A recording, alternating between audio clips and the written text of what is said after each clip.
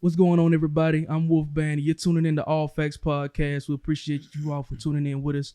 Before you continue your listen, be fair warned that some facts are hard to swallow.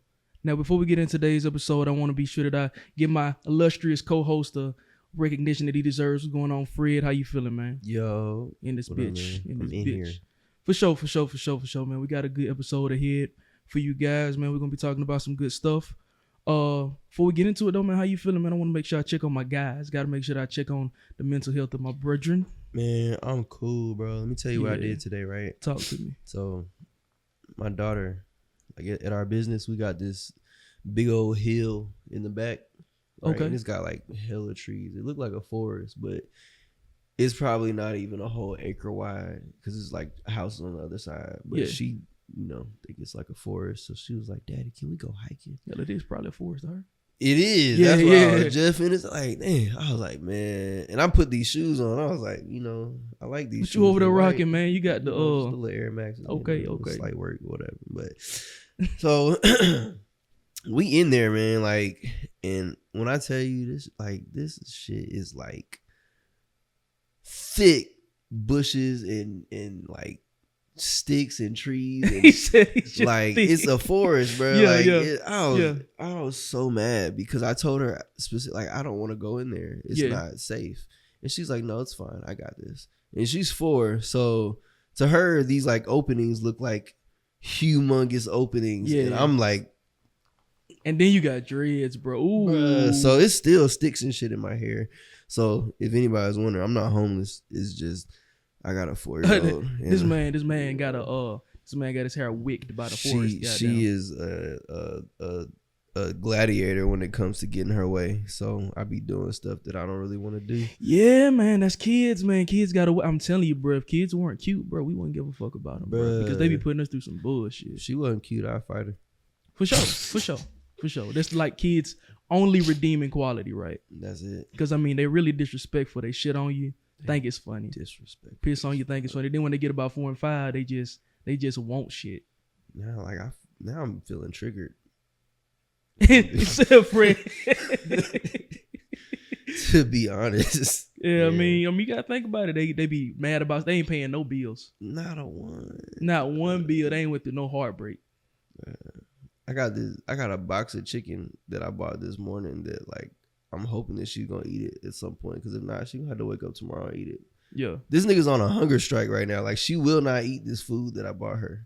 And I'm like determined to make her eat it. Yeah. And she grabbing everything. Like, I'll eat this watermelon. I know you like when I eat fruit. And I'm like, you gonna eat this chicken. Hey, but no, my niece is like she won't eat meat. Bro, she ain't ate all day. And she just won't eat. I'm worried. I don't know. I can't let her win though. Nah, you can't let her win. But like, I don't know enough about kids. I ain't got no kids. I don't know nothing about kids. I don't know how they operate like that. I try to leave that to the professionals. It's my first one, so it's trial and error, bro. Yeah. You know what I'm saying? She alive, so that's the best I can do. Yeah, that's what I was gonna say. To be fair, you're a young black man. You got your lady. Y'all doing the thing. Y'all got your nuclear household. That's tough. A lot of people, either too stubborn to go that route or just ain't got the tools to really make that function. Right, you know what I'm saying? So that's what's up, man. That's what's up, man. Let Fred be a real example to you young niggas on how to really have a family. You know what I'm saying? Shout out to Fred. That's tough. Big Fred. Yeah. To the young niggas, I felt like a young nigga. He said. Hey, Ray, how you doing? We don't never ask you. You ask us. But it's just y'all don't right y'all don't ever ask me how I'm doing, what man. You got going on? What I'm saying? I got a lot of shit going on, man. Yeah. Finna getting real serious about my music, man. Finna start pushing out my own shit. You know what I'm saying? Really about to buckle down and really trust myself. A lot of people too scared to do that. You know what I mean? But just aside from that, working, making sure this podcast get off the ground right. Studying. I mean, some of the topics, like when we first started the podcast, I went back and I started looking at like some of the earlier itineraries and stuff. And I saw how simple they were. And then I was looking at like the ones now with all of the little links and stuff like that. And I was just like, yo, this is like some real academia that I'm having to pull out my ass. Like I really got to research this shit. You know what I mean? You think you know everything till you gotta get up in front of people and talk about it, right? Facts. But yeah, nah, I'm good, man. I got my wife, you know what I'm saying, married, off the market and shit like that, real good. Married game, what? You feel me? Big rings on the ring finger. Yeah. Black love. Black folks do get married and they stay together. And they stay together, and we great. You know what I'm saying? And that's beautiful. So yeah, I'm good, man. I appreciate that. I appreciate that. You know who ain't great though? Who ain't great? All of these folks, aunties, who's about to get exposed on this Freaknik documentary that's coming out. With a hoochie mama, hood rat, hoochie mama. Hey, did you see the lady that they found that was from that? I think her name is like Freaknik Tina, something like that. They started calling her Freaknik Tina. Freaknik. You know, have you seen it? No. Yeah, they literally, when she actually addressed it, oh man, that's the only thing I think that I didn't save, bro. Oh, but she actually addressed it. She was like, she taking care of people's skin and stuff now. How y'all gonna come for her? Like she took it, you know what I'm saying, like a champ or whatever. But it was just still the concept. But yeah, man, that shit's gonna be tough. But you know, my biggest thing about it is, you know, we're talking about the women that's gonna get exposed and stuff like that. I've heard so many people talking about, oh yeah, you're gonna see all of these, your aunts and your mamas and your whoever getting exposed. Deaconess. But do you know why it stopped? Cause didn't they say it was like sexual harassment or right. Like my biggest thing is this. I'm really trying to see who's gonna be exposed more. Is it gonna be the women? For various reasons, or is it gonna be the men? Or it's probably just gonna be both. To be honest with you, I mean, it's no beating around the bush. I mean, niggas was out here like really being vicious. Like it's a lot of stories about how ruthless y'all daddies and y'all uncles was out there. It wasn't just your mamas and your aunties shaking ass. Them niggas was out there being hell of aggressive. Girls leaving with scratches and bruises and shit. What type of flirting causes you to have scratches and bruises? Yeah, that's crazy. Yeah, bro. But it's definitely gonna be the women. I'm sorry. You think so? Boy, them niggas is not ashamed. Like that is true. Everybody who's gonna be shaming them the shame is gonna be coming from the outside. Shame on you guys for acting the way you acting. Them niggas don't care, and they old now. So, have you ever met an old nigga with remorse? That wasn't on their deathbed. Yeah, nah, you know, Fred, you came with a valid argument because I came here totally to defend the women, but you were absolutely right. Men, them niggas just probably ain't gonna care. And don't get me wrong, I'm not saying that it's not wrong. I am also shame. For sure. Wherever my camp, shame on bro. you. Yeah. But yeah, they not gonna care, bro. Yeah. And I mean, from the pictures I seen, it's like it looked like they was having a good time. Did you see that alleged video? It's a video of Kanye West sitting front row, allegedly. Front row, some girl shaking it. But the thing it's so funny because I'm not saying that it's Kanye West. You watch the video, it looks just like Kanye West. I was just finna pull it up. Yeah, I ain't gonna lie, bro. Pull that shit up. The thing that's so funny about it. Nah, it's Kanye. Hey, bro. It's Kanye as fuck. Hey, bro, the thing about it, allegedly, the thing about it is, like, if that's not Kanye, that is the most Kanye nigga. Boy. He is not interested in the ass in his face. This nigga is on his phone. Facts. Like, ain't nothing else more Yeezy about this shit. Yeah, this nigga got a bro. whole... I mean, I ain't gonna lie, that ass wasn't all that. But it's just the concept. Like, that's like some of the most Yeezy shit. This is hilarious, though. Yes, bro. Like, yes, bro. I'll watch this video 1,000 times just looking at Kanye. Yes, bro. Alleged Kanye. It's so funny that we got to do that. Whole ass niggas looking like that, bro. That's Kanye, bro. That's that's Yeezy. Allegedly. But yeah, bro. Yeah, allegedly. But yeah, man, I definitely think that the conversation does need to be had, though, about, you know, the degree of savagery to which these niggas was out here really roping these women into this. And you know, people will be like, well, the women made the decision to go and do, you know what I'm saying, all of the acts and stuff like that. And I don't disagree. But the thing, when we talk about this, the thing that I think gets overlooked, it's just like, I don't like being hypocritical. Yeah. You know what I'm saying? I feel like as a man, I try my best to be straightforward through and through. I try my best not to be hypocritical. And so it's just hard for me to look at other men and be and not hold them to that same standard, right? Yeah. We say that we want to be leaders and that women following behind us, but then turn around, and it's one thing to hold people responsible, but it's another thing to not acknowledge your role in, you know what I'm saying, the influencing of these people who you say should follow you, should submit to you, should do whatever. You know what I mean? Yeah. I think that's my biggest take. Like, you know, if we're going to be leaders, if we're going to be the head, then be that. Take responsibility. And, you know, men turn around and say, well, women never take responsibility. For sure, the two things can be true. Yeah. Two things can most certainly be true, but it starts, you can't point your finger at someone else to me as a man until you are clear as a man, until you have your shit together so that, you know, you are in a good, it's the reason why I think we vet so hard, at least we used to, we vet so hard for like presidents, right? Mm-hmm. You got to be a certain age. You got to be in what, your 30s or 40s or something like that. Mm-hmm. You got to be married.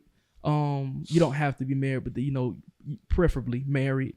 You have all of these different qualifications in order to be the face, the leader, the head, because those qualifications end up being a reflection of like the tone and the culture that you're trying to set for the country. Yeah. Right. And so as men, what tone are we setting when we are pointing fingers at something else that's going wrong without first getting our stuff together? That's where my focus is, if that makes sense. Talk to me. So like who's putting the documentary out? Do we know? Oh man, yeah. Fuck, I had it. I just didn't put it inside of the thing. I get that for you right now. And I guess I would want to know like what is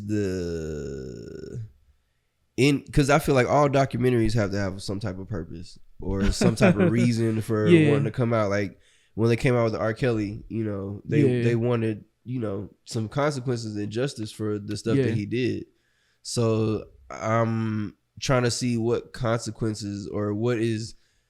I guess I just need to watch the documentary because I haven't seen anything but the memes. Yeah, no, it's not coming out till next year. They're working on it. So they just announced that the plans to work on it. So it's not been a thing of like, oh yeah, we got it out and it's, you know, it's not that. So there's no like documentary footage out yet. No. Well, there is footage that you can find obviously of Freaknik, right? But there's not a documentary, I know. So that would probably be my question, because yes, we do need to hold people accountable, but like, how much retroactive accountability can we have, and how much of it is necessary? You know what I'm saying? Like, what is holding people who were in their 20s in the 80s, were out there drunk, you know, living life, probably making money. Because if Kanye was out there, and it's not the 80s, that was like easily 2000 or the 90s. What, the Freaknik? Like just the videos that I've seen, none of them look like they're from the 80s. You know but it did start in the 80s. Okay. Yeah, it started in the 80s, but you're right. A lot of those videos, the motherfuckers didn't have video technology. You know what I'm saying? So it's like, I mean, what we really talking about? But either way, it's like, these are young people, you know what I'm saying? And I guess it's like, if it's from a historical, like, we just need to know that this is what was really going on, so we stop glamorizing it. Okay, cool. But I don't see that happening like in 2023. Women not going for that. You know what I'm saying? And they're traveling safer. But I don't know. It's weird. I just want to see. I don't know. I don't know the purpose of it either. And you know, that was a question that I had. Like, will this documentary expose our romanticization of that era? Because I mean, I feel like we know about the gang shit that went on in the 90s, the Tupac, the Biggie, the Suge, all of the East versus West Coast beef and all of this other stuff. But like, there's also, when we think about the relationship between men and women, there's also this romanticization of 90s women, right? This romanticization of 90s love and all of this. I'm not to say that it wasn't like a thing, but I feel like sometimes we need a reality check to understand that it wasn't all that, because we say that we need to go back to that sometimes. And then we use that, we use the 90s and the 80s as like this tool or this weapon to chastise women specifically, but men too, and couples today. As like, why don't, you know what I'm saying? It's kind of weird. Nah, definitely. And I see, that's my thing, is like, thoughts were thoughts before there was a word. Right. And niggas was niggas before. I mean, it was always a nigga. Talk word, to these niggas. Like, they was trash. Like, they were trash human beings, but they were always trash human beings, and they were always good human beings. For sure. And you can find, you know, evidence to substantiate whatever side of the fence you want to be on.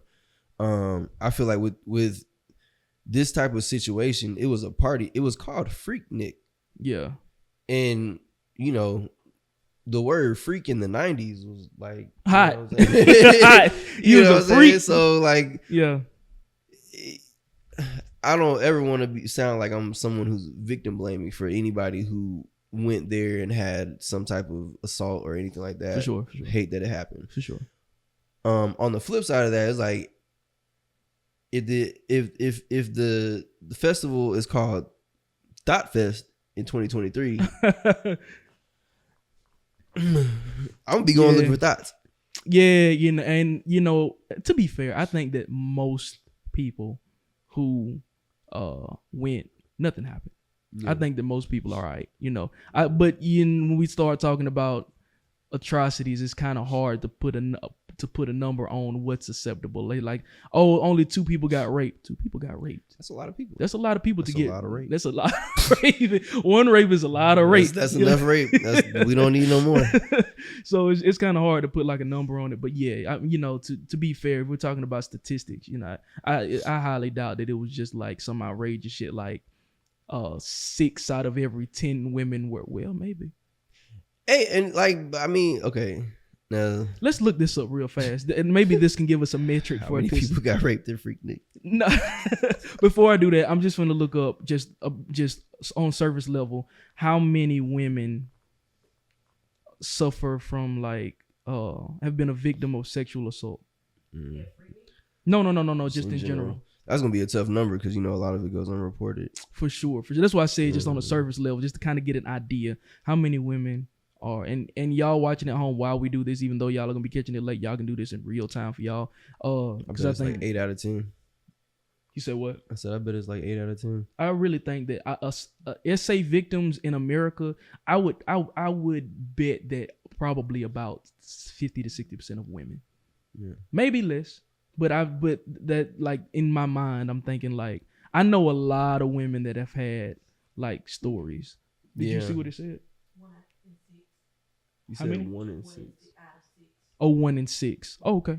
But that's not accurate because it doesn't get reported. Yeah. I was just gonna say, like, you know, obviously a lot of it doesn't get reported. Even with that being underreported, 1 in 6 is a crazy number. Yeah. I'm not good at math, so I'm not gonna try to do that. Me either, but I know if I look at 6 people, it's like 15. You know, it's like 15 out of 100, like 16, 7, somewhere up in there. Out of 100. You lost me already. Yeah, like, but I mean, still, that's a lot of people. Like out of 100, yeah, 16. There we go. Give us the numbers. Yeah. I'm fine with math a little bit. This.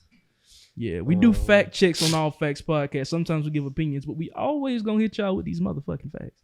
But yeah, man, that's that. Yeah, I don't know. I don't think it was. I don't think that. But you,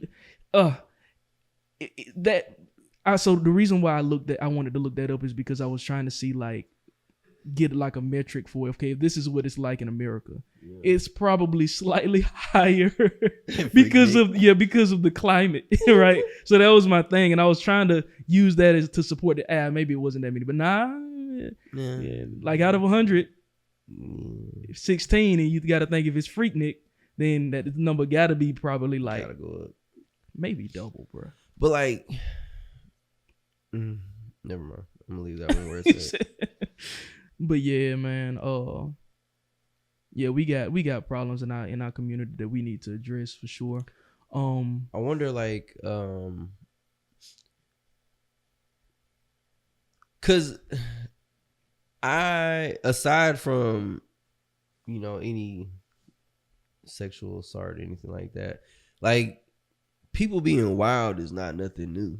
For sure. And it's not nothing that like just stayed in the 80s. Like niggas are wild now. Yeah, for sure. You know, you can walk into a party now and probably witness some wild stuff. For sure. And I feel like it's just young people. It's just now we see everything, so everything goes viral or whatever. But I feel like it was just been a bunch of viral moments. You know what I'm saying? Like, I don't know. Yeah. I think that the reason why it's such a big deal is because of the way that women today, I don't want to use the term modern woman because I feel like that's more associated with like women that feel like they don't need a man. But like how people today like really chastise like women that do OnlyFans, people who chastise people who like the girls that are on Instagram showing ass and stuff like that. I think that's the reason why people are really hard pressed about the content,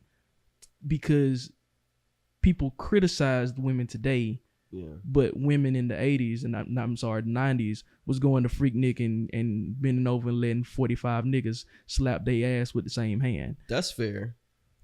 But I'd say the difference is like them women went to Freaknik, spread their little cheeks open, and then went home to their job with their clothes on. You know what I'm saying? They didn't live that life. But now you on Instagram like making a whole personality out of being naked on the internet.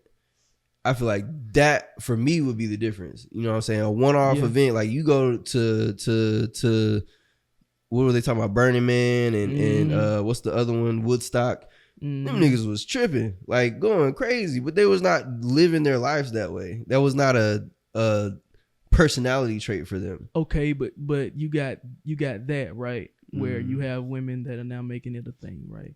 But you couple that with kind of what we talked about last week on the podcast, that young people today ain't even fucking like they used to. Yeah. So it's like, okay, they might be putting on this front for Instagram and stuff like that, but them heifers back then was actually, and them heifers and them niggas was actually like going crazy fucking. Yeah, they was outside, and that's they was there, bro. But it's like niggas today not fucking because they over there jacking off, like, you know what I'm saying? Because they got OnlyFans and all this stuff, and the stuff that, for me, the stuff that comes with sex, the stuff that comes with pursuing a woman, I wouldn't say it's exhausting, but from what I see, it's exhausting. You know, when I see on social media, like people like cash at me for my time. What? Yeah. You know, like, but yeah, no, because what's happened is, and so this is the thing that I want everybody to understand. I'm gonna speak very carefully. I want everybody to please listen for the rest of this podcast, because this is gonna be a reoccurring thing. Anytime that you have a group of people who have ever been oppressed, anytime in their plight for liberation, once they get that liberation, the first thing that they do, they overcompensate. Thanks. Right? They overcompensate and they push the thing to the next level. You can take the rhetoric, the verbiage of white people who were like, oh, why black people always got to be doing this? Why they need a black entertainment television? Why they need a NAACP? What about my WAACP or whatever the fuck? Mm-hmm. Well, you look at the way that the rhetoric about gay people, why they got to be so flashy, why they got to be so flamboyant, why they always got to be out in the media, why they always got to do this. Now look at women, why they always got to be on Instagram showing ass and doing all of this other stuff. And so the biggest problem that America has, as far as like the way that we socialize with each other, is an oppression problem. And we're still struggling crazily to fix this oppression problem that we once had, still do have to some degree, because the way that people want to fix it is by using rhetoric and saying stuff like we need to go back to the way things used to be.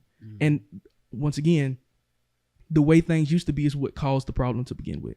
So your rhetoric is doing nothing but inciting the idea that oppression will return again. And so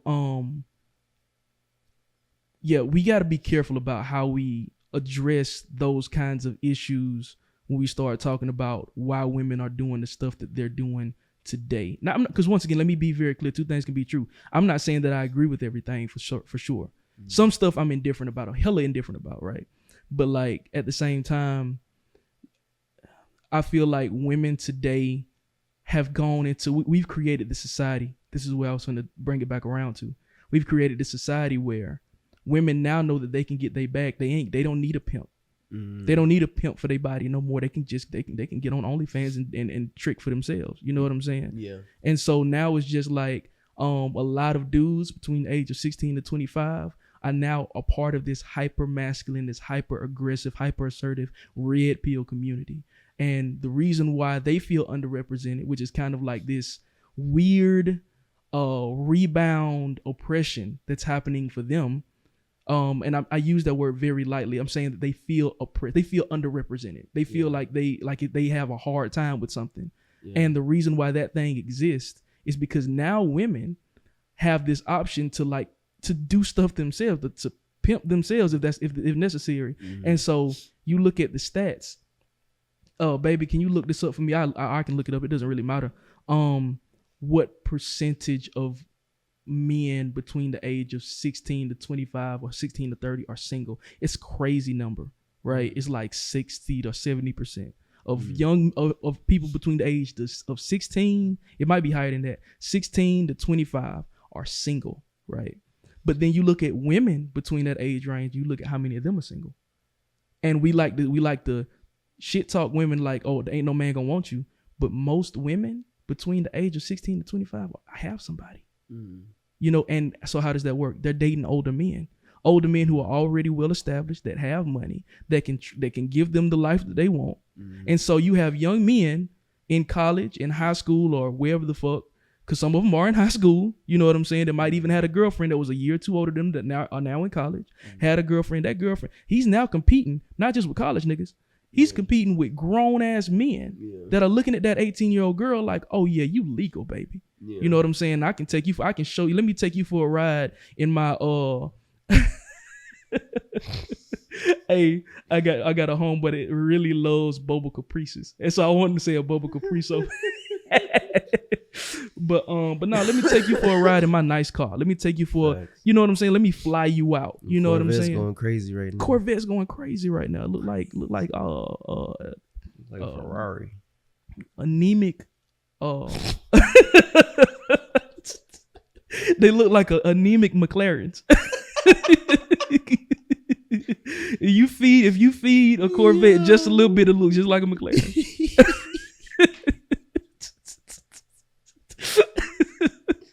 Well, yo, for real though. But yeah, like that's what young men are competing with. That's the problem, and that I think, now I could be wrong, but I think that is where you get a lot of this hyper aggression as far as it pertains to the way that women are viewed, talked about, and treated from the younger men. You want to know my solution to that? Talk to me. I feel like fuck these hoes. Definitely. But for all of you red pill niggas that feel like you are competing with older men for the women of your age, then that means it's some older women out here. That's all. They need some entertainment. I know two people in particular that love them some cougar twat. I'm just saying, because it's like, you know, that old nigga, he left his wife for the 18-year-old. Yeah. Or he's still with his wife, but just swap it out. You know what I'm saying? Swap it out, young fellas. Because they be fine, boy. You know what I'm saying? Swap it out. Like, and we can't do Imagine that swap out, though. Like, you know what I'm saying? Okay, he wanted a younger woman. Okay, now you got you a young buck. All you got to do is fix him some grits and some gravy. And nah, because if he like me, he's smart. I'm going to get that bag, shorty. Yeah. I need all your husband's check. Nah. Just fix me some dressing. Fuck that. I'm just talking shit. I was a businessman. This is a business transaction. More than 60% of men are single.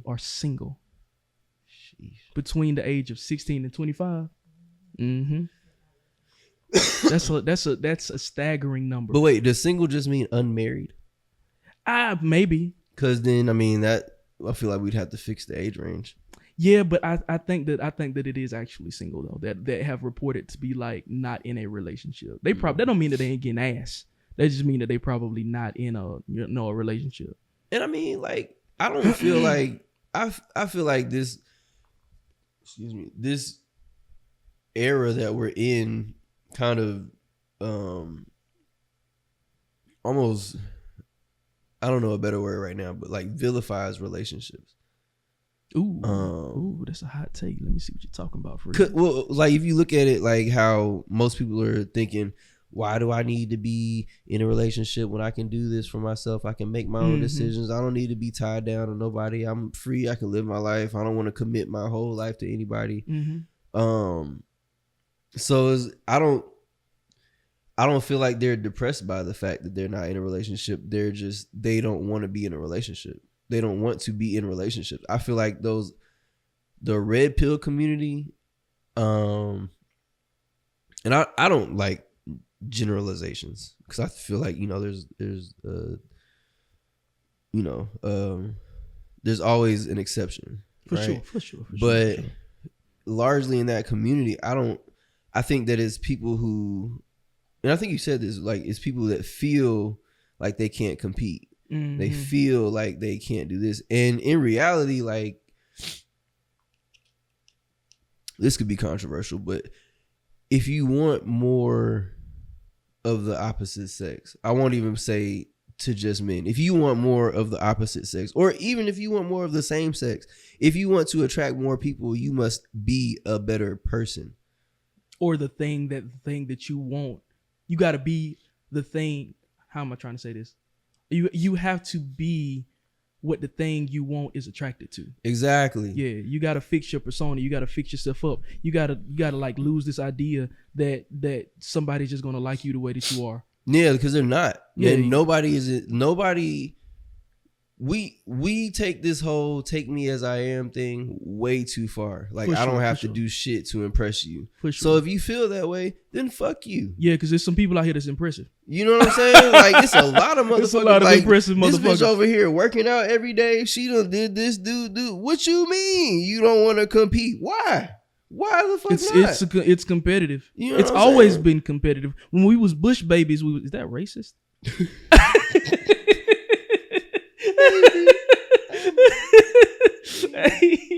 Hey, but when we was the Bush baby just grows up into a bushwhacker, so I'm pretty sure that is racist as can be. But whatever. Hey, okay, well, that's not what I'm trying to say. Whoever I offended, I apologize. I don't even know who that is offensive to. I don't know, probably us. I feel like that's like a slur towards black people. I could be wrong though. I don't know nothing about it. But like I was talking about, like when we were like hunters and gatherers, running around naked in the bushes and stuff like that.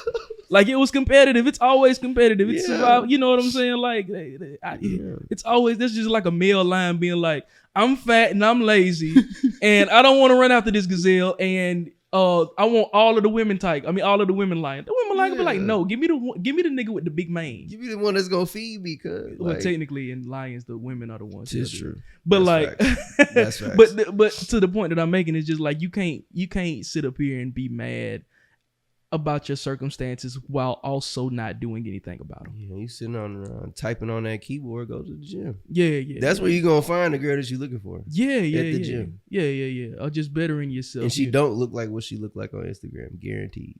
Probably so. She gonna be sweaty. Oh, snap. I just keep staring at the wall. That's just so terrible. I'm bad with cameras, I'm sorry.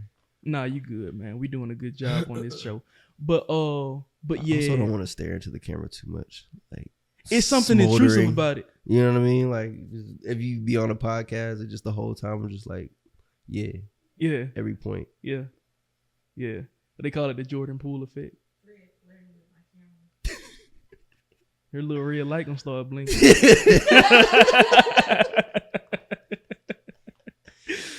Oh shit. But yeah, to those points, I think we covered it. We got other topics that we need to hit. One of those topics is, our lack of control of our own community, man. But now, rap caviar. Let me pull it up because it's kind of hard for me to see. I need bifocals. Rap caviar digs into some of hip hop's biggest issues, and it prompted me to ask the question to not just you, Fred, but to the audience listening. What do you think some of the biggest issues? What do you think are some of the biggest issues we have in hip hop? And not just with music, but I feel like the hip hop community, the culture surrounding hip hop. Some of the biggest issues. One of the biggest issues that I think that we have is I feel like we don't know how to be competitive in the same way that we're competitive with sports. Because words are so much deeper. You get what I'm saying? So it's just like hip hop is competitive, cool. But I feel like so much shit happens because now it's like we're being competitive with words and words like there are certain things you can do while playing sports that like it's a fightable offense. If I'm going up for a layup and you take my legs out, that's a fightable offense. I feel like most people would agree though, like that's such a physically, like you got to be so like gung ho about some shit to do that, like it takes somebody that's really out to get you to do some shit like that, or somebody that's really clumsy, right? But like a hoe can get up and say anything, and I'm not talking about when I'm talking about a hoe. I'm talking about like a bitch made dude can get up and say anything, right? And now it's a fightable offense, right? Yeah. It's not like, I don't know. Yeah, I just feel like we don't know how to be competitive in hip hop without it turning into some bullshit. Now I could also be wrong because there's the evidence against what I'm saying is like the versus battles and stuff that were going on, which I really appreciated that, but that wasn't all of it. Some of that was R&B. You want to tag all that in the hip hop, sure, whatever. But like, so I mean that I was very proud of that. But I'm not gonna lie, I would be a fool to say that I wasn't a bit concerned when the idea first started popping up, because I was just like, then they got like Jeezy and Gucci on this. I was just like, oh man, and it almost got took there. Yeah, you know.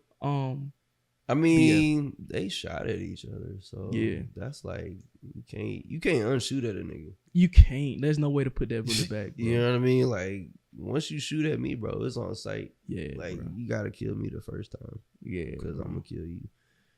Edit that out. I'm just kidding. So like I guess for me, I would say the difference would be that sports are cut and dry when it comes to stats. You know what I'm saying? You could argue about your favorite team, but at the end of the day, who won the game? Right. What was the score? There was a record.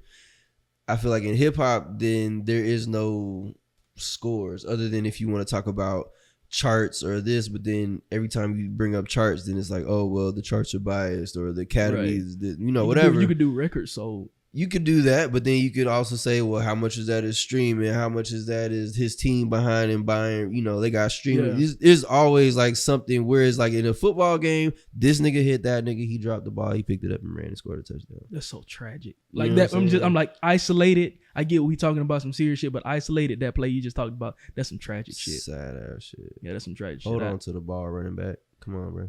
Wide receiver, fuck you talking about?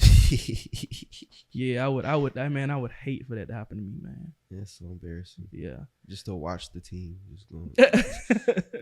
So let me ask you this: has the popularization, there we go, of gang culture in media? Now watch this question: has the popularization of gang culture in media become more of an impactful reason as to why teenagers join gangs more so than economic disparities? Because the main reason why people, gang culture and violent, not just gang culture but violent crime and stuff like that, and crime in general exists is because of poverty. That is just a proven thing. The more poor a place is, the more crime is probably going to be there, because people are probably going to steal, people are probably going to kill for different resources and stuff like that. It's just a more petty version of what already goes on in the world, where we see some resources another country has and we don't have them, so we're going to either negotiate with them, and if they don't want to give it to us, then we're just going to send our troops over there and take the shit. That's we chastise criminals and shit like that, but I mean the countries literally do the same thing. They act the same way, right? But where you have poverty, you have violence, and with that violence, you have people that click up. And so whether it's like an officially organized gang, like a Crip or Blood or GD or Vice Lord or whatever, or if it's just like my neighborhood versus your neighborhood, right?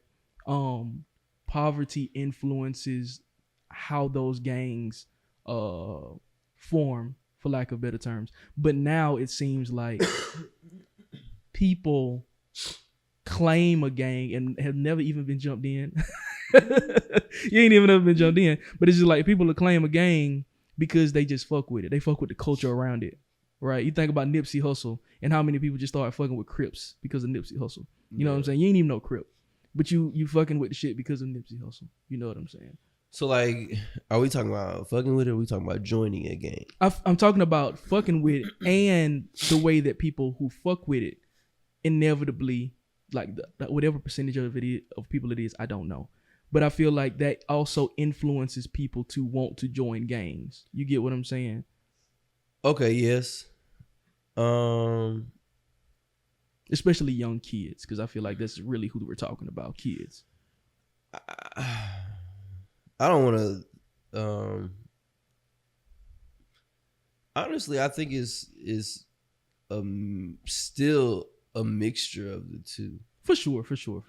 Because now you don't see as many Crips and Bloods, but you see the letters popping up. You know what I'm saying? So FBG and GBE and what we is fuck it? with all of y'all, by the way. Yeah, I mean, whatever. Fred said no. I mean, I don't not fuck with you or fuck with you. Just don't fuck with me. Yeah, I'm just talking shit. You know what I mean? But this, I guess, I see it like for the young kids. I feel like acceptance is a thing for sure. So then it's more about where can I go that I'm accepted, and not just accepted, but like celebrated and appreciated and welcomed and loved.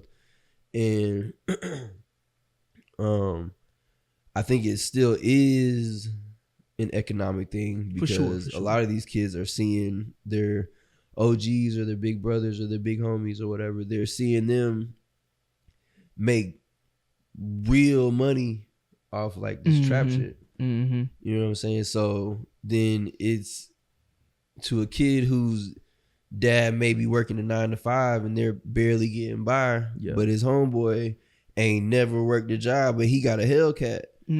I mean, why would I go get a job if I can just do this for sure and make whatever? And so then the driver of said Hellcat sees that and is like, oh, these my young niggas now. Okay, now we need to click up and we need some rules. It's a game or whatever.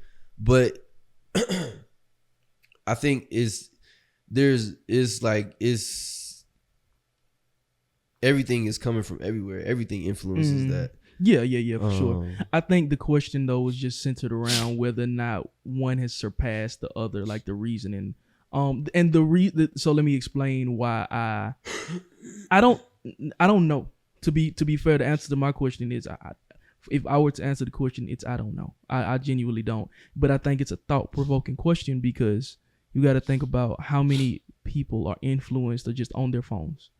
How much you think about the algorithms and stuff cater to the stuff that people want to see. Yeah. Right. And so it's like you look at these fights, you look at all of this other stuff, you look at people who venerate people who are a part of gangs, whether it be you venerating the Bloods because of Lil Wayne or whoever, or whether it be you venerating the Crips because of Nipsey Hussle or Snoop Dogg or whatever, or whoever it is. That's a nice word. Can you define it? What venerate? Yeah.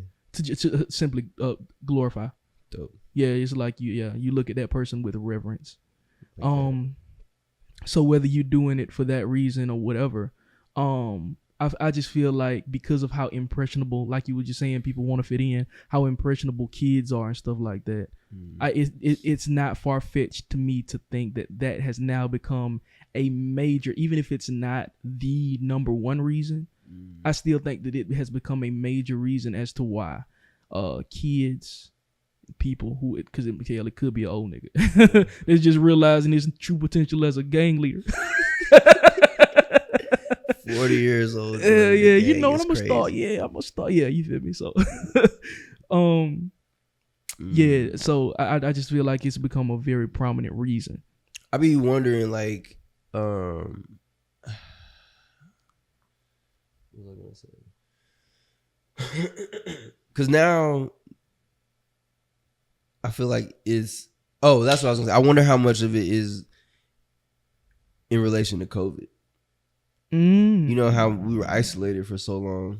I wonder if people just started clinging to each other so hard, and then even in and I guess in the urban areas or in the hood or whatever, then it's kind of like the same thing where people, because now the gangs are named after their streets. Yeah, you know what I'm saying? Like, and I mean that's probably always been like that in big cities, but like we have Huntsville gangs now, like a good amount of them. Really? Yeah, there's a lot of gangs here. But shout out to the gangs. It might be 5 niggas, but they a gang. You know what I'm saying? And don't get me wrong, like people sleep on Huntsville, but these niggas will shoot you. Oh, so for please, fucking facts, they will. Don't get it twisted. I am not shitting on any gangs. I want no problems. Me and my family, we out the way. I ain't representing nothing. I ain't got no beef with nobody. We just educators out here. That's all we do. That's it. We just educate. That's all. But and we giving y'all some shout outs. So. And they'll shoot you behind them street names or them 3 little letters or whatever them 3 niggas that came together, they will die behind that. So I feel like between COVID and just this era of clout chasing where being killed and having somebody put you on an RIP shirt is almost a badge of honor. Like that's why you said that on that other episode. Yeah. They have no problem with it, bro. Yeah. They look for that. Yeah. They shoot at us, we shooting back. We gonna just do the shoot. Boy, what? You got me fucked up. Yeah. Yeah. I would never. Yeah. And you just gotta wonder, like,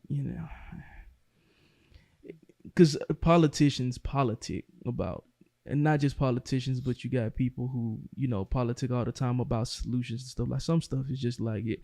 I feel like once stuff has been introduced, and I hate to use this word, but introduced to the matrix, there's no taking it out. You know what I'm saying? Like it's there, and there's always going to be a potentiality for it to arise in some shape, form, or fashion. Yeah. And I feel like that's kind of the thing about what you're talking about with like the Huntsville gangs and stuff like that, where it's just like that's just going to happen. Tribalism is going to be there. Yeah. We're always going to click up. It's always going to be an us versus them to somebody, right? Yeah, and that's but yeah, that's crazy.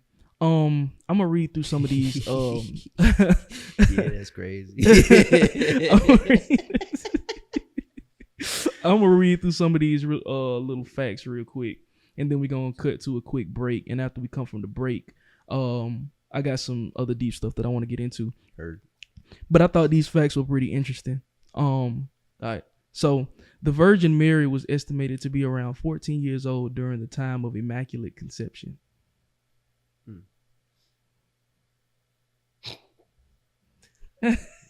Nope. Next. Next. All right. I want to get off of that right now.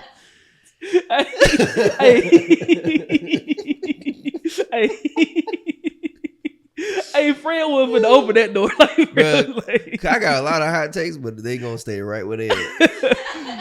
Yeah. Okay. Yeah. All right. Here we go. Man, you got to get me real high to talk about that. What? Tuesday the 13th is considered a bad luck day amongst Spanish-speaking countries. In Italian culture, it's Friday the 17th, not 13th. Yeah, so that lets you know that all of that conspiratory shit is some bullshit. All of it. Yeah. What if it's not? What if it's just whatever we think and it just happens? It just manifests. Some people believe that. It could all be real. It could all be real, and I could be completely wrong about what I believe. I mean, it could be like just on the other side of the world or something, Yeah. I don't know. Whatever.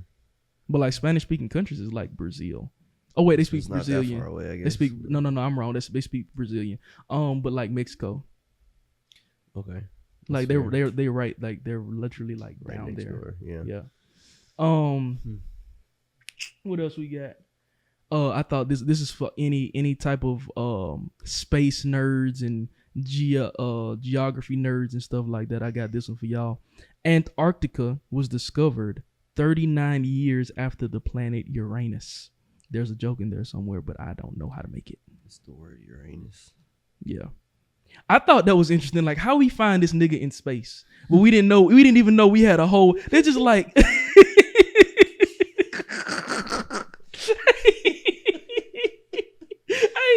Hey, it was like, hey, it's a nigga up there. Hey, hey, I see that nigga. Oh damn, I didn't know I had a left foot.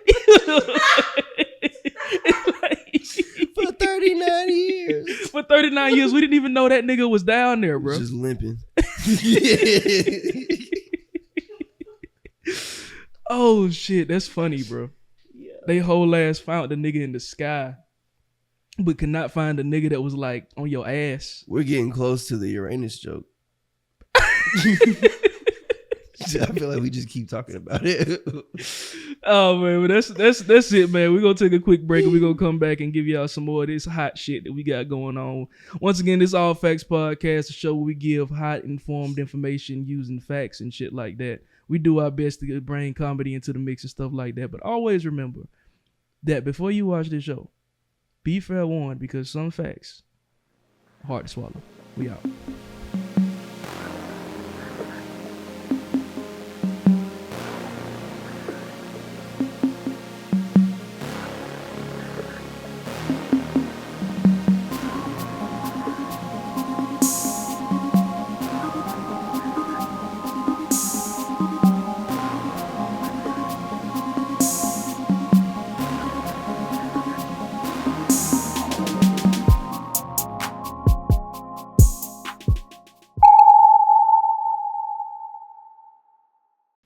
All right, and we back, y'all. We're gonna get back to some more of these topics. I wanted to talk about the Louisville, Kentucky shooting.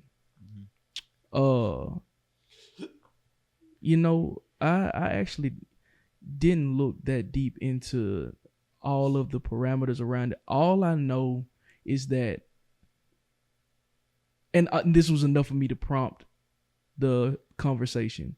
All I know is that the perpetrator, used to be an employee, or so I read, used to be an employee at the bank, because it happened at a bank. Mm-hmm.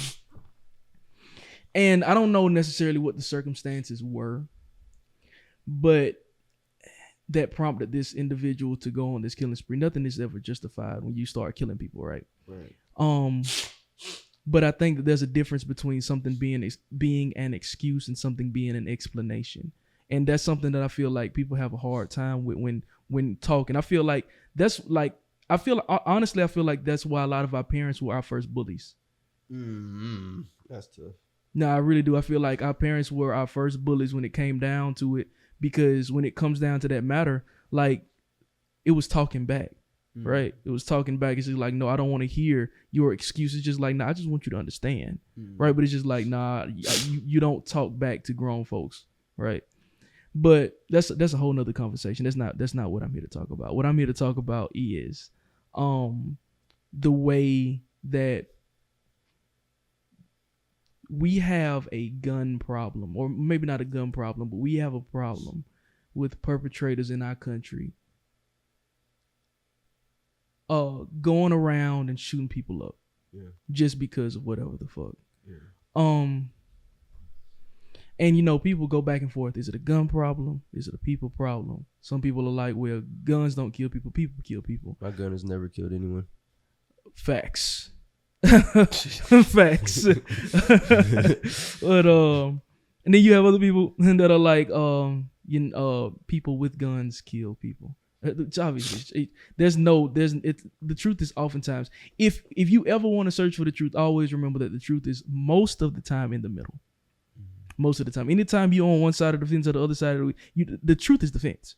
Yeah. The truth is that's what you're supposed to be looking at. You're supposed to be trying to figure out where that line is, and it's already drawn. It's in the middle, man.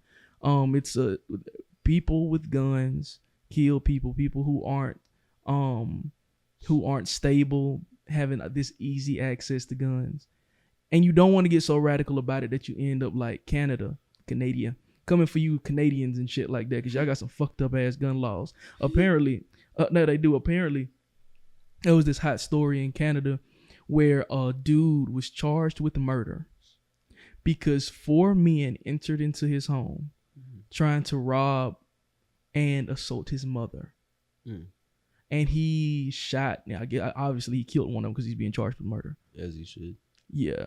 She should have shot him for sure, man. Because that's, man. Look, if my mother passed away when I was young, But if I had a mother and anybody, because of my situation, I know for a fact that I probably, if given the opportunity to slit somebody's neck now, I'll probably go find somebody to bring her back.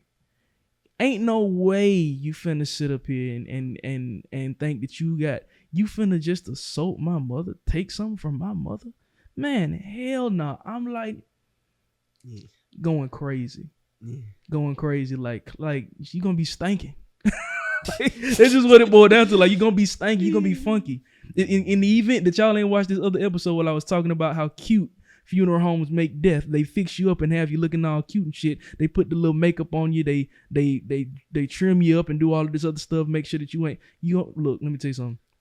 After all that shit is done and you in the ground, you start to rot. You start to stink. Purge fluid come out your. Some facts are hard to swallow. Purge fluid come out of all of your orifices, your ears, your nose, your mouth, your asshole, your penis hole, your vaginal canal. Like every way that you have an orifice for fluid to leak out of you, that's where the shit come out. And if you ain't got a casket made out of some type of heavy metal, ants and worms and shit get in there and they start eating at you. That's what's gonna happen to any motherfucker. That's what would happen to any motherfucker that fucked with my mama. And I don't feel no remorse about removing you from this life. Zero. I mean, that's just what it is. I mean, folks think death is shit. They think that it's cute. Like, they think they don't understand. Like, that's the end. You know what I mean? But let me get back. Yeah, you don't want to get so caught up in trying to fix an issue that we end up like Canada, where now they don't even have like the stand your ground laws or anything like that, where you can even defend yourself. Like, it has to be like, if somebody in Canada, if in some places in Canada, if first of all if you have a gun, a handheld pistol in Canada, it has to be in a safe. The ammunition for that handheld pistol has to be in another safe. Right? So if somebody breaks into your home, you got to go to one safe, put in the code. Then you got to go into the other safe and open it up, put the whatever into whatever.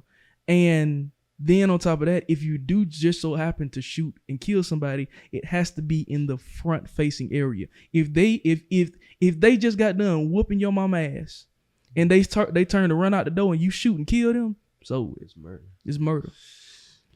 So, you know, it's tough, but like we gotta not be radicalized by situations. We gotta get to a point. That's why education is so important. We gotta get to a point to where we can sit down and have educated conversations about it. This is why I want to talk about this stuff, because black people don't think, especially black people, don't think that voting is important and voting matters. Bro, it matters. It most certainly matters. If you don't think voting matters, ask Trump when he was calling old boy in Atlanta asking for all those votes. He was just like, I need you to find me.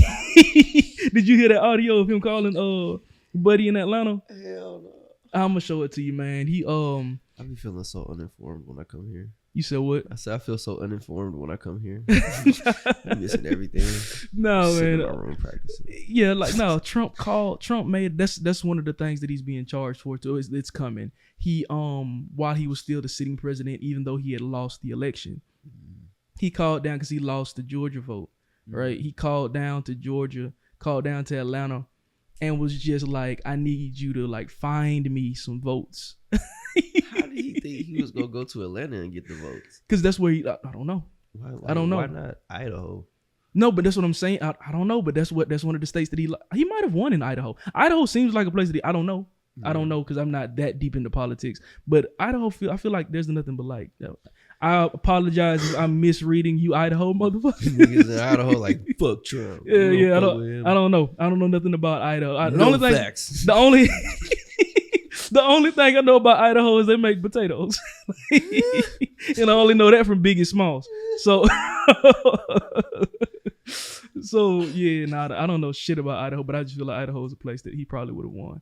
But yeah, he called down. But you got to think about how much of a pompous asshole you got to be like, yeah, I'm president, and even though I know that my calls are all tapped. I'm going to call down to the office and I'm going to tell them, hey, I need these votes. This is the worst Trump impression. It's the worst. It is the worst, but bear with me. I need these votes.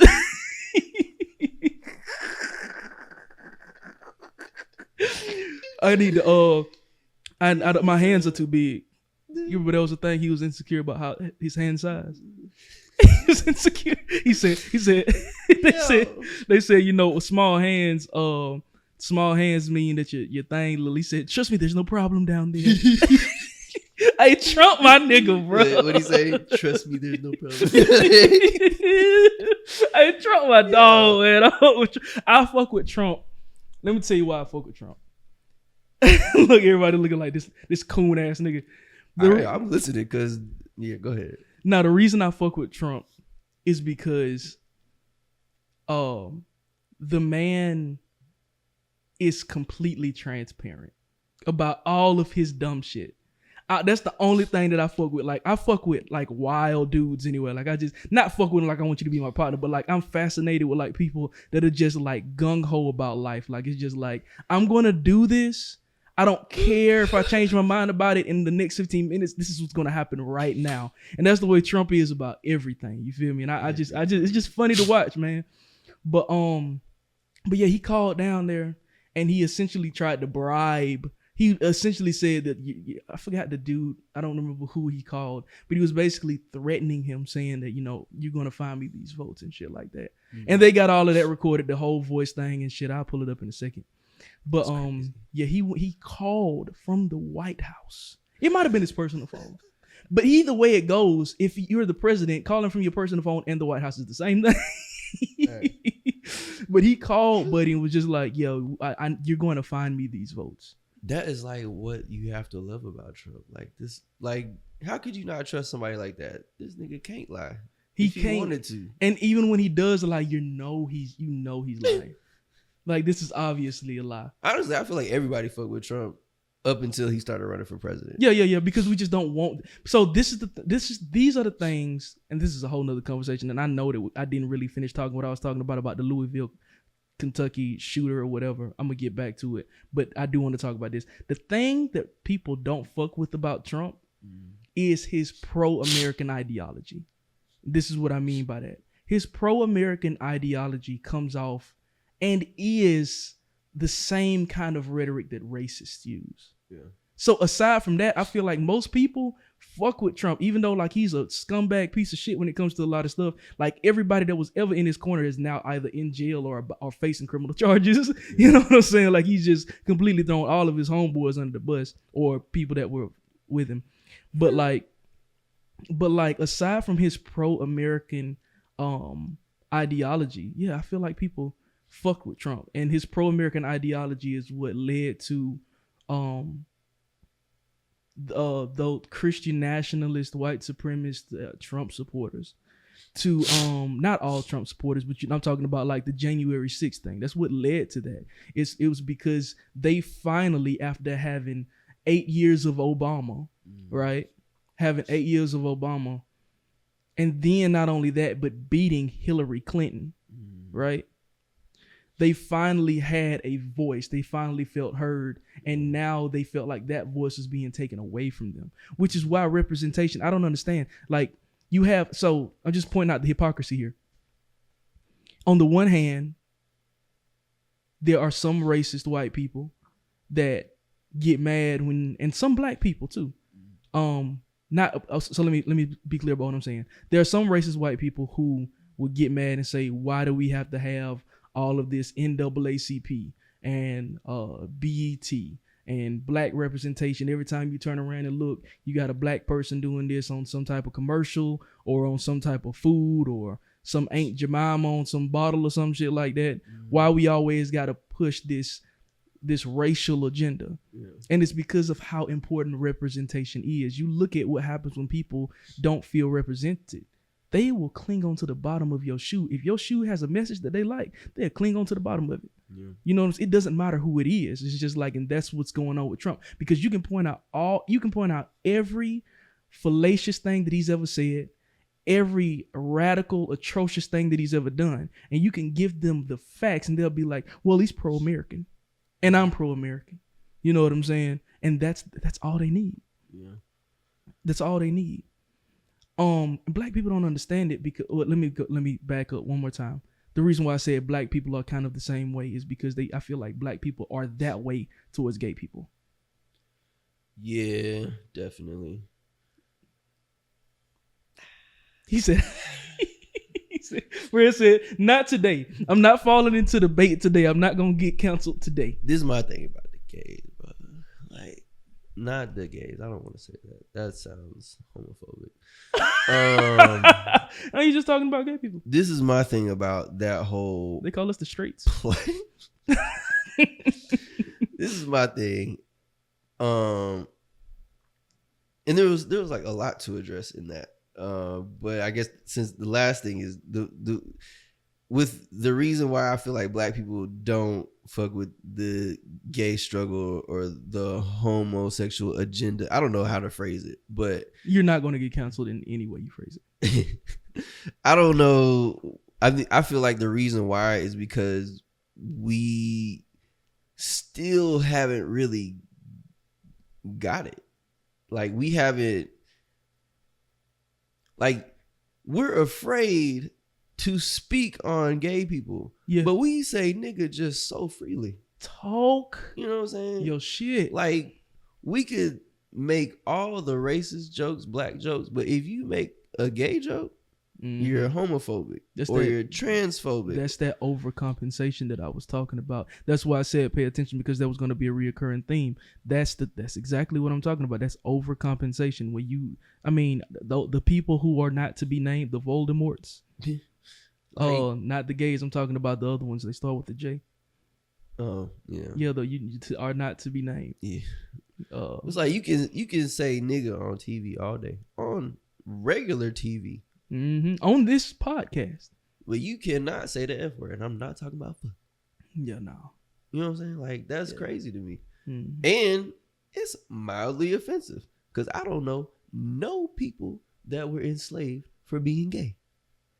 Well, not in America. You know, Uganda just passed that whole thing.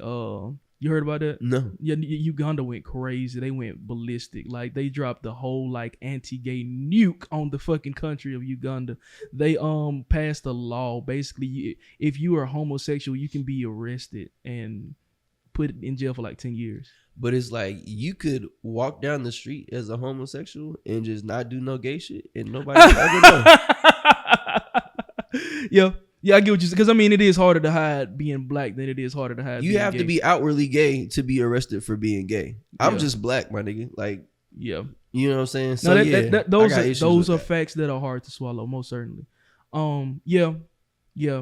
But I think that I'm just talking about how dangerous it is when people don't feel represented. And sometimes the people who want to feel represented might not have a valid reason for wanting to be represented. That's the other danger, which is like, that's just not a solution for that. You're just going to become a radical individual because there's just no room in society for you. Yeah. You know what I'm saying? And I'm not talking about gay people by any stretch of the imagination. I'm talking about like racists. You know what I'm saying? Like, there's just no place in society for you, but you feel underrepresented. So what are we to do? And then you have these people who feel underrepresented. And I feel like that kind of ties back to the Louisville, Kentucky thing, where I feel like it may have been a thing. And even the Nashville shooting where the trans man or and they were very adamant about making sure that we knew that the person was trans.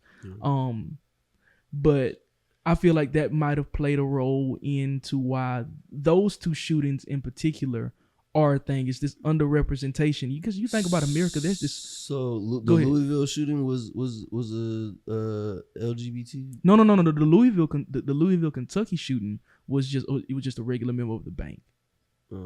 But in I think it was Nashville. Yeah, Nashville. Yeah, they were trans. Yeah, they were trans. Yeah. Okay, so the bank was just typical run-of-the-mill white dude. White person, I think. But the reason why I still feel like I just had a stroke. The reason why I still feel like the whole thing about representation matters as far as that is concerned, because people just feel underrepresented. It could have been a separate ideology, or it could have just been feeling like your life is shit working at this bank. Yeah. You know. I mean, look, if you ain't got no money, don't go work at the bank. Because that's going to really fuck you up when you see what other people got. And you got to look at people's accounts and then they be assholes with it too. Yeah. Nah, don't go work at no bank if you ain't got no bank. Also, like, stop fucking with people. You know what I'm saying? Because, you know, like you said before, there's nothing to justify a shooting. But there's no way that somebody just woke up today and was like, I feel like I'm going to go kill some motherfuckers.